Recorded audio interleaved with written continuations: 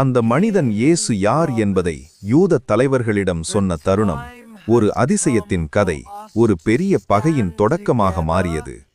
சபதின் நாளில் குணப்படுத்தியவர் என்பதே அவர்களின் குற்றச்சாட்டு. அவர்களுக்கு குணமடைந்த மனிதன் முக்கியமில்லை, விதியை மீறியதாக நினைத்த ஒருவரே இலக்கு.